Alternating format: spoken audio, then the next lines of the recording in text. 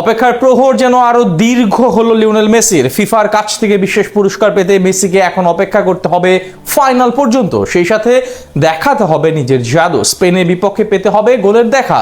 এমবাপ্পের অসাধারণ পারফরমেন্সের পর তবে গোল্ডেন বুট জেতার লড়াইয়ে মেসিকে মেটাতে হবে কোন সমীকরণ, সেটাই জানবো প্রতিবেদনে।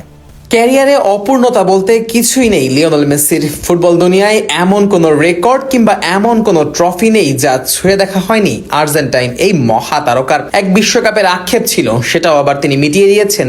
সেই ক্লাব হোক কিংবা জাতীয় দলের জার্সি, মেসি জিতেছেন সবকিছুই। ব্যক্তিগত ট্রফির ভান্ডারেও মেসির ধারে কাছে নেই কেউই। তবে আক্ষেপ রয়েছে শুধু এক বিশ্বকাপের গোল্ডেন বুটের। 22-এ খুব কাছে গিয়েও হারতে হয়েছে কিলিয়ান এমবাপ্পের কাছে। এবারও মেসির সামনে বাধা হয়ে দাঁড়িয়েছেন সেই কিলিয়ান এমবাপ্পে। সেমিফাইনাল পর্যন্ত এগিয়ে থাকলেও ফাইনালের ঠিক আগ দিয়ে মেসি পিছিয়ে পড়েছেন অনেকটাই। গোল্ডেন বুটের দৌড়ে এখন এগিয়ে গেছেন ফরাসি এই তারকা। স্পেনের বিপক্ষে ফাইনালের মঞ্চে অতি মানবীয় কিছু করতে না পারলে বিশ্বকাপের গোল্ডেন বুট না জেতার আক্ষেপ নিয়েই ক্যারিয়ারের ইতি টানতে হতে পারে লিওনেল মেসির। বয়স 39 হলেও চলতি বিশ্বকাপে দারুণ ছন্দে আছেন লিওনেল মেসি। একের পর এক গোল ও অ্যাসিস্ট করে দলকে টেনে নিয়ে গেছেন ফাইনালের মঞ্চে। গোটা আসর জুড়ে 7 ম্যাচে এখন অব্দি মেসি মোট গোল করেছেন 8টি আর গোল করিয়েছেন 4টি। এমন অবিশ্বাস্য পারফরমেন্সের পর গোল্ডেন বলের লড়াইয়ে ঠিকই সবার উপরে থাকলেও গোল্ডেন বুটের দৌড়ে মেসিকে থাকতে হচ্ছে দ্বিতীয় স্থানে। কেননা এবারের বিশ্বকাপের আসরে কিলিয়ান এমবাপ্পের পারফরমেন্স যেন আরো অবিশ্বাস্য।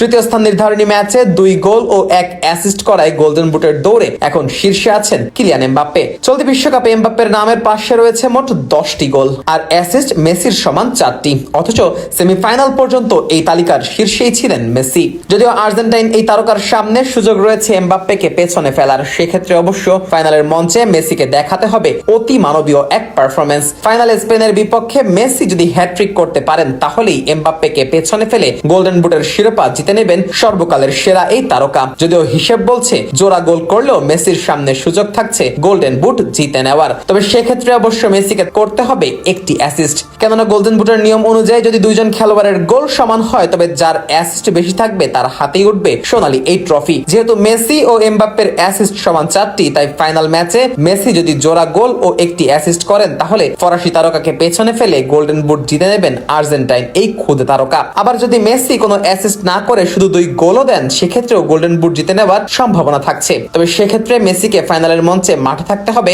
মাত্র 57 মিনিট। কেননা যদি গোল ও অ্যাসিস্টের সংখ্যা সমান হয় তাহলে যে পুরো আসর জুড়ে কম সময় খেলেছে তার হাতেই উঠবে সোনালী এই ট্রফি। আর হিসাব অনুযায়ী মেসি এবারের বিশ্বকাপে খেলেছেন মোট 712 মিনিট, অন্যদিকে এমবাপ্পে খেলেছেন মোট 759 মিনিট। যদিও ফাইনালের মঞ্চে আর্জেন্টিনা মেসিকে 57 মিনিটের কম সময় মাঠে রাখবে সেটা এক প্রকার অসম্ভবই বলা চলে। মেসিকে যদি গোল্ডেন বুটের খেতাব জিততে হয় তাহলে হ্যাট্রিক কিংবা জোড়া গোলের সাথে একটি অ্যাসিস্টই করতে হবে। অন্যথায় আবারও গোল্ডেন বুট জেতার স্বপ্নটা স্বপ্নই থেকে যাবে 39 বছর বয়সী এই তারকার।